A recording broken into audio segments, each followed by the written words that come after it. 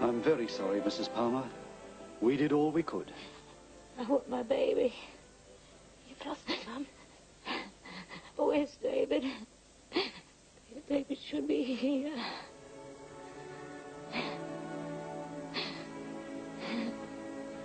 As I said at the beginning, I always seem to get lumbered with the telegrams. When my young brother Kevin tied the knot, had quite a few problems with some of his schoolmates. Oh. Well, not quite the same situation today. Now to the lucky last one. Well, I haven't been that bad, have I? I might have to keep you all in suspense. Well, after having read it, I'm not too sure whether you should hear it or not. Let's get it over and done with. Right. Well, it's, I'll tell you who it's from first. It's from some funny group called The Used Ones. The Used Ones? Whatever that means. I think it might have something to do with Rob, though. Oh, yes. It's got a note with it, too. It says I have to sing it. Oh, please. Don't worry, you're safe. I'll just read it out. All right, Rob and Angie, hope you're happy. Drop the clutch and get in gear. Watch the steering, check the handbrake. We'll trade it in for you next year. The used ones. Well, that's all from me. I'd like now to hand you over to our MC, Wayne Hamilton.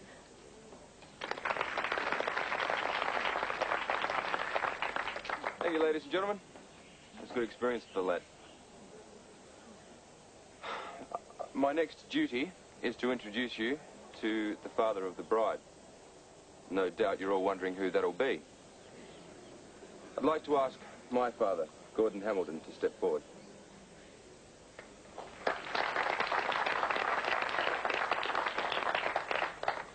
Thank you, Wayne. Most of you are aware, of course, that I am not Angela's natural father. But David Palmer has allowed me the privilege of making the speech for both of us. I'd like to thank him for that.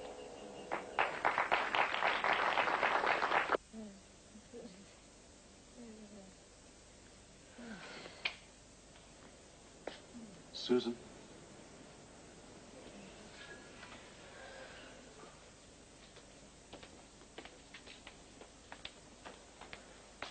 I thought you should know I want to keep her here for another day at least. Well, she's fine physically, but I want to keep her under sedation. Oh, if Dad was here, I know she'd calm down. Well, there's nothing you can do about that.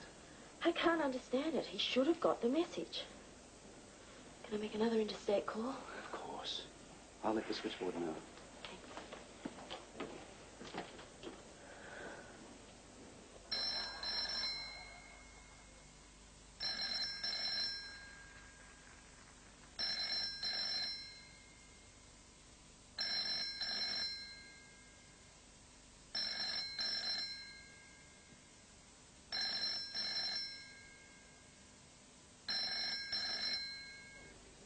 Not a great deal more I need say, except that it's been a delight and a privilege to bring Angela up as a daughter. And I'm very confident and very pleased in her choice of a husband. I know he'll look after her in a way that both David and I would wish. Thank you.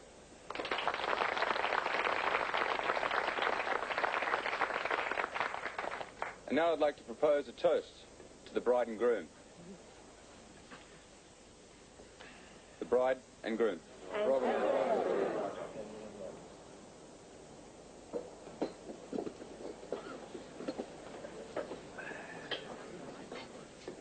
Let's see if they can still stand for the bridal waltz.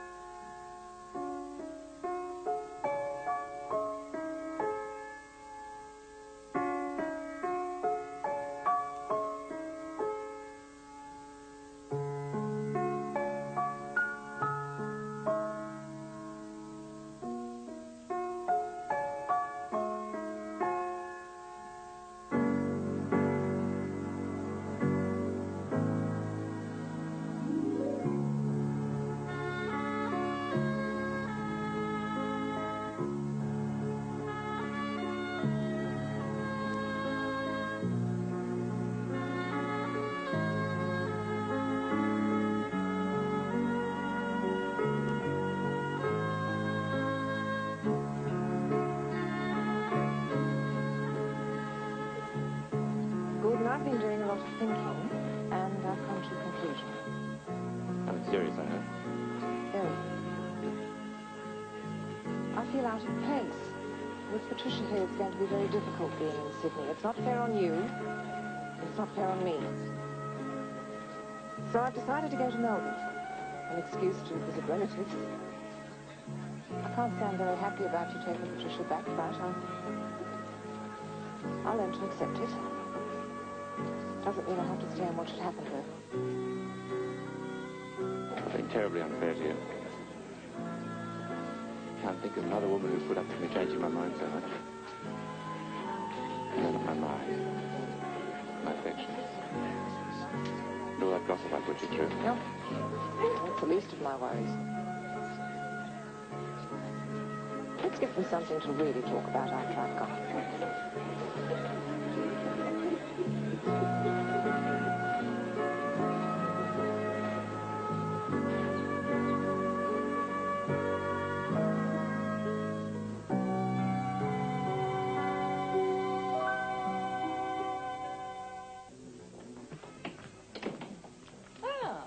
Giving up at last, are we?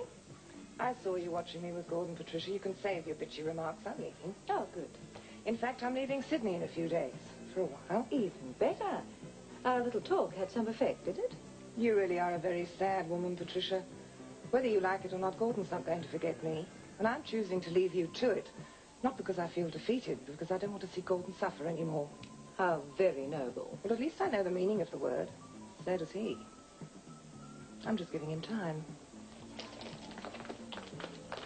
Oh, lovely party.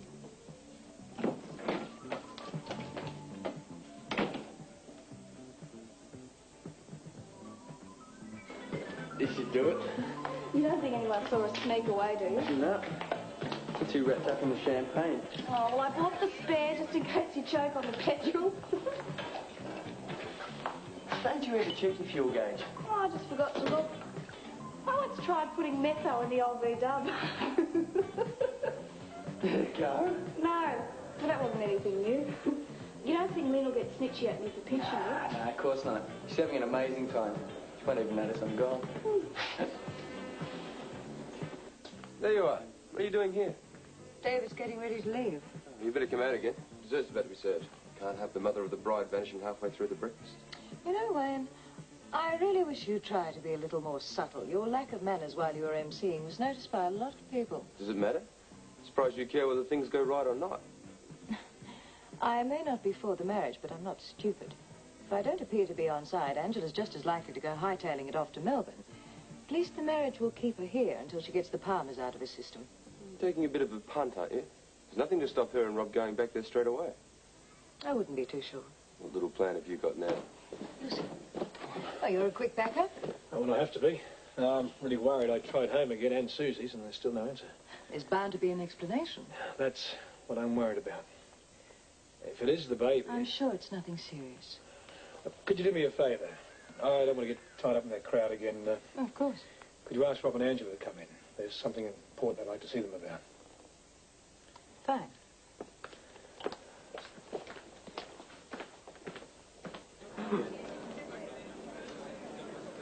Tastes better than petrol. Well, you wouldn't say that if you'd had some of the champagne I've had. Thought Fiona had good taste. Oh, it depends how flush she is. Yeah, well, you'll be on top stuff from now on. For money. So why does she hasn't bought a vineyard? Yeah, I can just see Fiona treading her own grapes. And drinking all the profit. Yeah, hello. Where have you been? I was just going to ask you the same thing. Jules can't eat topping up. Oh, with champagne? Oh, don't tell anyone. I couldn't bear to ask anyone to drive me to a garage. Oh, the dessert's being served, so if you want some, you better hurry up. The famous Pav. Pity Mum's not here. Yeah. Well, come on or you'll miss out. Oh, thanks for the help, Kev. No worries.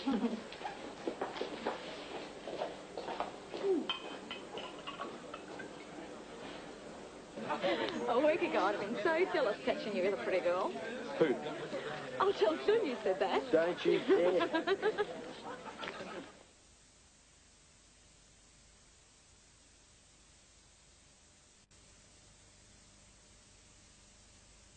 I hate rushing off like this, but I know you understand. Of course. And I would have liked Beryl to have been here with me right now. That's not possible. So here's to you both. It's not as much as we'd like, but it's from both of us, and, well, hope it helps you. $300. Oh, thank you, David and Beryl. Thanks, mate. Very much. I think it's a lovely present. Just wait here for a moment, will you? Did you manage to get a flight? Oh, yeah, they've got me one in 2 hours. Won't have much time. It's a fair drive from here. Oh, right. I was going to wait until after all the guests had gone, but now seems as good a time as any. Doesn't look like much. It's only a receipt. The title hasn't come through yet. But you are now the proud owners of the block of land that you were so keen about. Oh, Mummy, that's fantastic. True, how about that? Well, with David and Beryl's money and the way you're saving at the moment, Rob, I don't think it'll be long before you're talking to an architect about building your own home. You still here? I was just about to ask the switch to try Sydney again for me. Oh, I think it might be wise to go home. Your mother's resting. She doesn't know what's going on. And you'd be far better off having a rest yourself. I don't like leaving her. I'll contact you if there's the slightest change in her condition. Thanks, Doctor. Does make sense. I'll be able to collect a few things from the house for her and try Sydney again. We'll give Mum our love. And we'll do. And you enjoy yourselves for the rest of the time you're here. Fiona will probably make sure you do, I suppose. Yeah. Feel a bit guilty not coming back with you. Well, your mother would be annoyed if you didn't stay on. Yeah, I suppose you're right. Anyway, I better get going. Bye. Hang on a minute. Oh, just caught you. Oh, sorry. A couple of pieces of wedding cake for you to take back and a piece of pavlova for Beryl. Do you mind taking them on the plane? No, of course Well, I know they're not the easiest thing to handle, but we just wanted Beryl to know we were thinking of her, even if she's not well enough to eat it. Thanks, love. It'll mean a lot to her. You make sure you and Rob keep in touch. Oh, you'll probably have to put up with us popping in from Macedon at some stage. Apart from the fact we want to thank Beryl for the present. Well, I look forward to it. And thank you again for coming and for everything. Hey, watch the pen. I think you're a great dad.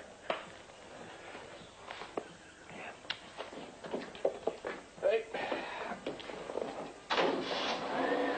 Behave yourselves. Bye-bye. Thank you.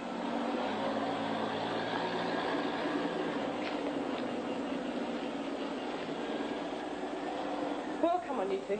Back to the party. Day of celebration, Gordon. Yes, it is. I thought it might be a day of bearing hatchets as well. Did you? It would be so good if we could call it quits as far as resentment is concerned. All the champagne in the world won't make me change my mind about you. I thought you might have finally understood me buying Mumbai is not what it looked like. As far as ruining me is concerned, well, at a pinch I can excuse that. But I can't forget the lies about Patricia and James Shepherd. Another glass of champagne. Hi. They got some great presents. Yeah. Listen, I haven't had time to say thank you. What for? For saving my neck. What else? Too good a worker to lose. Glad someone thinks so. I am worried about you. You're going to have to learn to separate your personal life from work. I'll get there. Hal doesn't fool around. When he says you'll be out, he means it. I'd hate to see that happen. It's nice to know I've got someone on my side.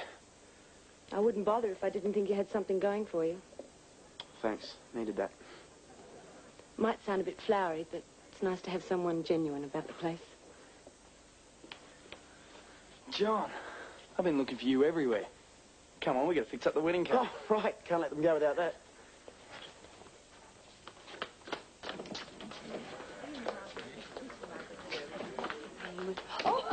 I've seen the street. It's central up here, Mrs. Keegan. I've just been checking on Angela. See if she needs anything else, changing into a going-away outfit. You really do know how to run a house, Rosie. Oh, well, I've been doing it long enough. Oh, I don't think I could look after a place as big as this. No, I have a job looking after our small home. Oh, it's not too bad, really. It's a lovely house. I'm going to miss young Rob around when he and Angela eventually do move out. Yes, I could say the same thing.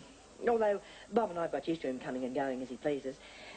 Won't seem any different, really. Might even see more of him.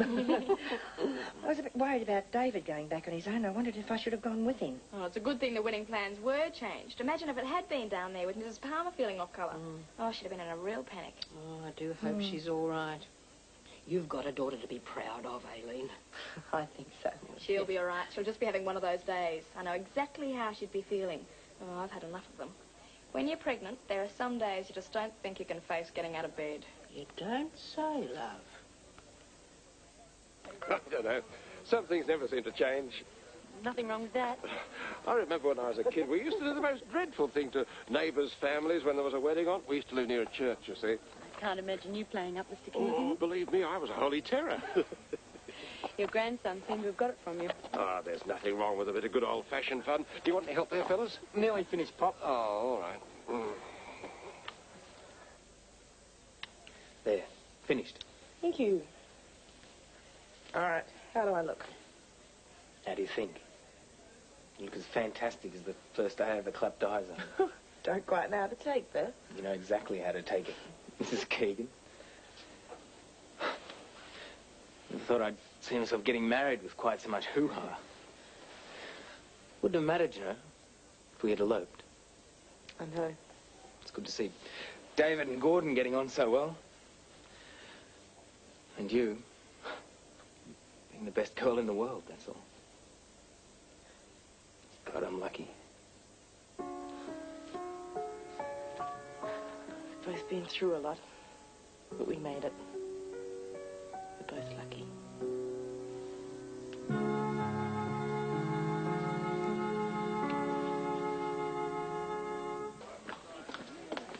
Oh, sorry, Rosie. Wayne said there was a call for me. Mrs. Hamilton took it. Just a minute, here she is. It's Hal. He's very apologetic about ringing, but it's some urgent matter for you. I've asked him over for a drink. See if you can talk him into it. Oh, it's really good to see you. You too. Loopy all over you now. Have a good time. It was a beautiful wedding. It really was. See you, kids. Oh. Don't have a laugh, please. Mrs. Keegan, Mum, Aileen, if you like. Thanks for the house. We'll look after it. You're welcome. You know that. Well, Mum, I finally did it, eh? We're very proud of you, love. Dad? Congratulations, son. Good luck.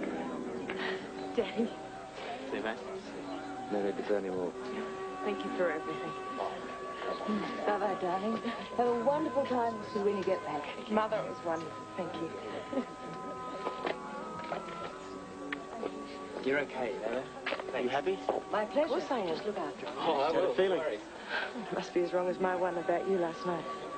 You look after yourself. Thanks. For everything, you know.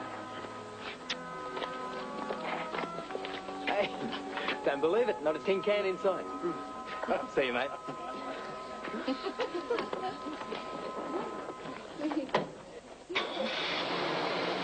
Bye. Bye.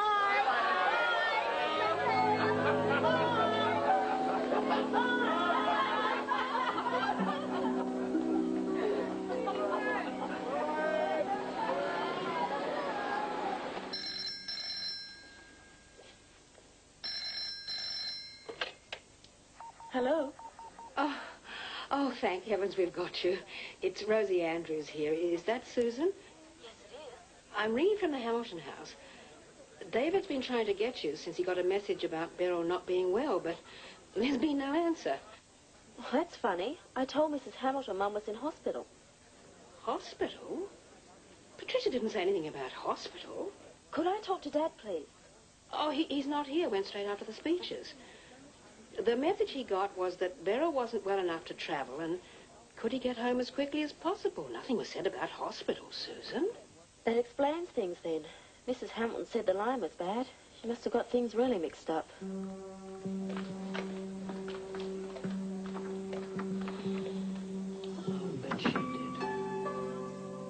Well, I know what's behind it all now. I don't know what you mean, Mrs. Hamilton. Oh, come on. I'm talking about you and Angela.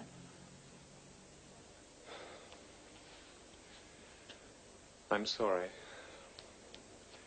It's just one of those things, I guess. As soon as we saw each other. She didn't encourage you? No, not at all. I see. Obviously, you can't stay here. I'd like you to leave before Angela comes back.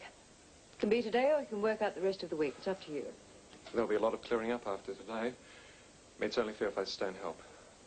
Fine. I'm sure Rosie could do with some right now. Mr. Mason? Oh.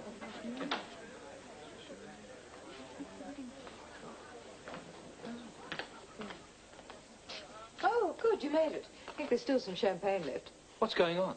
What? That boy, the one who just went out. Paul? What on earth is he doing here? Oh, he's our gardener. Paul Clark. Do you know him? I don't know what he's playing at, but you just went halfway around the world to find him. That's Paul Shepherd.